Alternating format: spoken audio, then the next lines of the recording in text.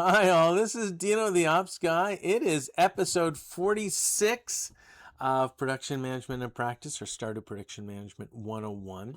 This is a course in production management where we start with the actual production environment, what goes on in a production environment, and we use that to drive the learning of what we should be talking about on any given day. The production environment that I refer to as a virtual production environment is actually Stardew Valley. The people who did Stardew Valley, Concerned Ape, did a really good job of creating a lot of scenarios that you run into in real situations in production. Not all of them, of course, but a good many of them. So we're using this as the basis of the course. Me, Dino the Ops Guy, takes care of the strategic piece of it and the upper management. But we also have someone on the ground called Av. You'll like Av. So Av has things that we're hoping he can accomplish today. Water and harvest the crops. Pet the animals. We got some new animals. And process eggs.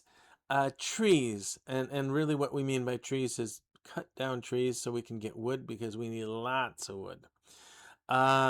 As we're growing, getting new barns and new coops, the wood becomes a big constraint. So we want to be ahead of that curve. And if you have free time, knock yourself out doing some foraging, looking for some forage items. But that having been said, I'm going to turn it over to you, Av. Thanks, Dino. Okay, we will get right to it. It's going to be a clear day, and of course the spirits are very displeased. We will have to deal with that. Summer's known for its rain stuff. That's cool. Get to our battery packs. We have more battery packs. Oh. That's a bad sign. So we got these little weeds. So earlier on, I think it was episode 3, we talked about 5S, and we set up this area to be sort of 5S, and we said at the time 5S isn't about cleaning up as most people think. It's actually about making an area sort of more easier to understand and more useful, especially if you have new operators coming in. That sort of thing. Anyone coming in should be able to figure out what's going on. But as well, there should anything that's out of place should be obvious. And those 2 seeds that we're poking up, that's not a good thing. So we got to keep that clean. I would say it was a bit obvious, at least to me, but given that it's behind the house, it may not be obvious to a lot of people that that has to be addressed right away. So yeah, we got to do some 5S work there. But anyway, we're with the chickens and the new duck. Happy to have the new duck on board. And just wanted to fill up the feed trough, and we will go see the cows. We got some new ladies here. They have full hay. We're going to get the peach, put the peach in the peach dish. And so this chest really is meant to, it started as a minerals chest, and it still does kind of function that way, but it's also meant to feed the keg process. So we didn't know that we needed to feed the keg process because the keg process is fairly new, but it does need to be fed, and that's a convenient place to do that. And again, from a 5S standpoint, that was sort of the approach there. Have a chest that's convenient to the process that we need. And it also goes along with the ABC, the B category of inventory, where we decide that B stuff is seasonal, and we really want the inventory process to sort of mimic the seasonal needs, whatever that signature is, and how it plays out in the warehouse sense or in the storage sense. So all that, it kind of all comes together that we need a chest there. That's what we need. So okay, we're some smelting some copper, and the copper is really more because we have an opportunity to make another keg. So having extra iron and copper around for making keg purposes is a good thing. Still a lot of watering. I know we have the 5 watering can, but I just get used to the same pattern for the 3. If we did plant a new area of crops, I would do it 5 by 5, and then the watering process would just make a lot more sense that way. But we're kind of in transition, so whatever kind of strikes the mood. If we're in a hurry, maybe we'll push for the 5. But then we're walking through the plants a lot, so which slows down the walking. There's a bit of a trade off there. But so let's get to our plants. So as far as flowers go, we already have a nice gold summer spangle, so we'll sell the rest of summer spangle. The same thing we should drop off. So given that we're kind of late in the season, I don't want to break out any new seeds, but it works out the sunflowers grow in the summer and the fall. So planting sunflowers is a good thing, even if you're getting into the twilight of summer or that shoulder season. So that's what we were doing there. We were working with the large eggs, but now we're kind of opening up just to use up whatever inventory we have. So, okay. So the other day we bought some cows from Marnie. That was good. We don't have any way to harvest their milk. Their milk won't come for another couple of days, but we do want to buy. I was just checking to see if I can get the shorts. We do need to buy a milk can. So that's kind of what we were, a milk pail, I think they call it. That's kind of what we were doing there. Oh, look, they're going to have the fishing derby this weekend. That's awesome. So we'll take a look down for forage items. Oh, I see a spiceberry. I'm hoping to see more than that, but seems like a long walk just to get a spiceberry. I don't know that we got a return on our money for that. But it was worth it. You know, it's one of those things, you can't go with what you got. You have to go with what you were, what the expectation was. And I think it was worth doing that walk for the expectation, even though it doesn't justify what we got. So let's get to the ocean. Oh, we'll say hi to Haley. She just happens to be walking by. See if we can forage the ocean.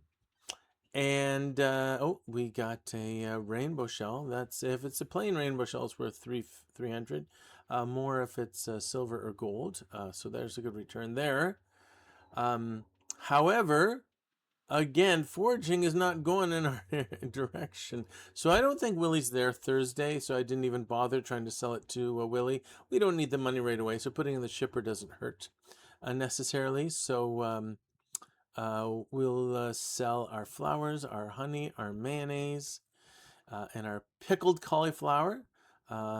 That actually did fairly well. We're over 10,000 now. That's a good thing. So I was looking at the dehydrator. That's 10,000. I don't think we're going to get 10,000 back quickly. Maybe we have to do some sort of calculation for that to see what we're going to get back. Essentially, I think it's like a doubling. So if we put blueberries in, then we get double the value of the blueberries from a base standpoint. Less if it's a silver or a gold standpoint. So that's something that we're really doing a calculate before we sink 10,000, especially since if tomorrow works out, we'd like to have 12,000 so we could start up the second barn, the big barn. So there's a trade-off to be made there. I think we're going to make it in favor of the big barn. Again, 5S, we got to clear up those roots in that area because we have to make it easily passable. All right, not so good foraging, but really good fruit cave. So I like that. So we got an apple there. So apple we'll need 3 of for a requirement on our one of our bundles. So it's a strategic thing. We don't have 3, we have 1, but we also have an apple tree. So come fall, we should be doing okay. But if we can get 3 before the fall, that just speeds things up. We do want to plant our mahogany seeds because we do need a grove for hardwood. And having something close by rather than going down to the secret forest every time is more convenient. And certainly secret forest, right now we're getting 2 per stump. So call that, 14 seeds? We're not going to need 14. We're going to need like 100 when time comes. So 14 is helpful, but not the end all. So having a grove of hardwood becomes a bit important, and that's what we're trying to anticipate and trying to prepare for. So you can see we have the trees kind of in three there.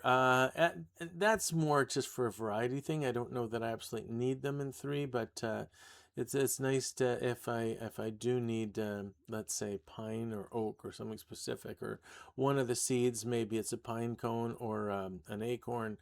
At least I know I can just sort of forage through one column. But really, when I need wood, I'll probably just do all three columns and start from one end and go to the other kind of thing. Again, nice to have wood if we need it. It's close, convenient. So wood will not be as big an issue as, like I said, hardwood, because wood, even though when we're doing projects with Rob and we need a fair bit of wood, everywhere else it's like 30 wood here, 40 wood there, 50 wood there. That's not, again, it's not the 100s, 200s that we're seeing with the hardwood. So, all right, let's pick up some of this wood, clear through. I think we've done a good job of sort of thinning out this area. I'm going to leave the smaller trees, except for that one, of course, just to grow up a bit so we can get the full wood. But if I really wanted to clear area, I don't need the clear area right now, but if I really wanted a clear area, I would do it all and make it complete. But we have a lot of room if we want to extend how we're growing the trees from up above, from up north there. So that would work out well. And speaking of hardwood and the secret forest, why don't we go and get what we can from there? We've kind of done, the college try up in the farm, so we got a little bit of time. No sense in wasting it. Hardwood is always a good thing to get. Oh, and we got some slime that wanna. It's nice with the level 6 sword. The slimes don't last too long. It's a bit of like swatting flies rather than, or swatting gnats or whatever. It's like the. I don't mind it so much. If we had a worse sword, if we had just like a level 1, level 2 sword, then it would be 3-4 hits on them, and that gets a bit annoying. But a couple hits is not a big deal. So that's a nice approach. We got a couple mahogany seeds to put in the ground. That's good. We will end up with 2 or 3 rows of mahogany once we get going. There is one mahogany tree planted pretty close to the area that I would normally think of as the keg processing area. It's not great. It could cause some visibility issues, but I wanted to grow up and fell it before, rather than just cut it off as a small tree, because we could use the wood. What the heck? So and it's not a complete problem yet. So we'll sort of play that happy medium. Gonna load the kiln, and we are going to plant those mahogany seeds. I think that's worthwhile. We'll bring is required for the keg. The oak resin is in that chest, so that's part of the deal. There's the oak resin. So we will craft our keg. Fill it, as well as the one that's already done, with hops. Plant our 2 seeds, and then we're going to run and dive into bed. You know, like what you do from a halfway across the room, kind of dive into bed. Remember when you were a kid and you used to do that? Yeah, we're gonna try that right now. Here we go. 150. We're getting close. Okay, do it, Ab. Dive. Yes, we're in. So we're over 10,000. We're looking for 12,000 for day 19. If we get that, we will go and talk to Robin about upgrading our barn. It's going to be beautiful and sunny on the next day, and tomorrow the spirits are still going to be displeased. What have we done? What have we done? I'm going to send it back to you, Dino. Thanks, Av. That was awesome. We did get a fair bit of cash that time. So we watered and harvested the crops. That was excellent, Av. Pet all the animals and processed the eggs. We got a lot of trees, including some hardwood. And we tried to forage some on our free time, but we got, in total, 1 spiceberry for cinder forest and 1 rainbow shell for the ocean. So we did not do all that well foraging. Now, Av, you did bring up about 5S and a bit of visual factory here. So this, we started this in episode 3, if you want to go back and see it, but we're in the middle of it now. So production areas have been set up really to focus not on neatness. Most people think 5S is about neatness, but it's about set up for visibility and ease of use. So for example, I wanted, so this is sort of the house where it says mushroom production, but it's kind of faded out. So we're close to the house. We don't have to walk away to some forest or something. Basically turn the corner. I have not found a way to move Meow's bowl, so we're gonna go and pet Meow and fill Meow's bowl every morning. So this is kind of on the regular path. So along the regular path, we will be able to have visibility for the syrup production area, the honey area, the keg processing area, and the mushroom production, certainly those first 4. The other 2, the ones that show production, this is from tomorrow morning. A little bit of a time lag here, or time travel. So I had Av sort of go out in advance and take these pictures for me. But even the 2, with the house there, you can still sort of see the top of them, certainly the one closest to the corner. So there is a signal. However, as I've noticed, because the house is there, you can't see if seeds are growing. So you see in the middle of the picture, it's sort of the middle top of the picture, there's a red circle with a problem. That seed coming up really has to be removed, because if it gets to any kind of size, then it obstructs people walking through there. So I don't want any obstruction at all. This has to be a free-flowing area. Flow is really important in production, not just for products, but for people as well. So we got to keep that area clear. So the plan of 5S for the syrup production is working fabulously. If anything comes up, we can see it immediately and we can deal with it. However, the mushroom area, we may want to reconsider, just from the standpoint, some of the stuff that could come up is hidden, and if we don't address it right away, it takes, I think, 3 or 4 days to get mushrooms.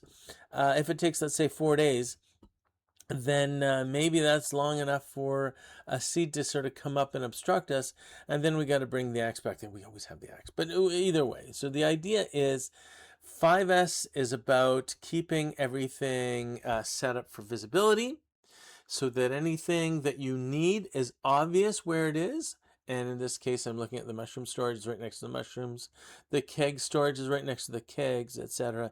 But as well, anything that doesn't belong there, like this problem seed, is obvious as well. So that's the whole purpose of 5S. Visual Factory is a bit of that. Visual Factory is really, if you were new, would you be able to figure out what's going on? Is it clear what's being produced? Is it clear what's good and what's bad from a defect standpoint? Is it clear that you can say we are on schedule or not on schedule, those types of things? There's a limit to what we can do with that in Stardew Valley. I don't have live boards or anything like that, and we don't have whiteboards that people are updating.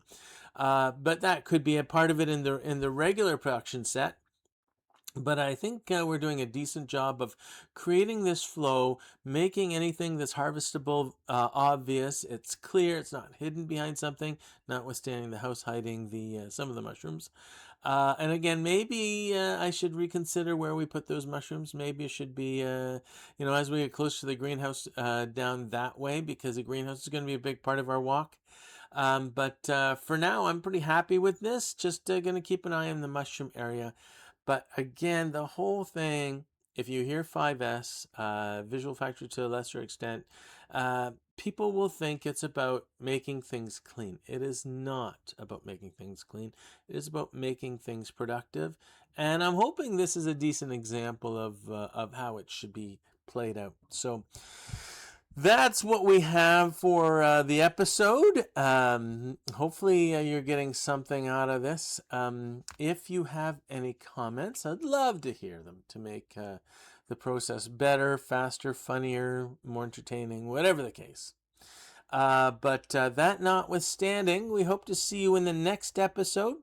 And this is Dino the Ops Guy, signing off.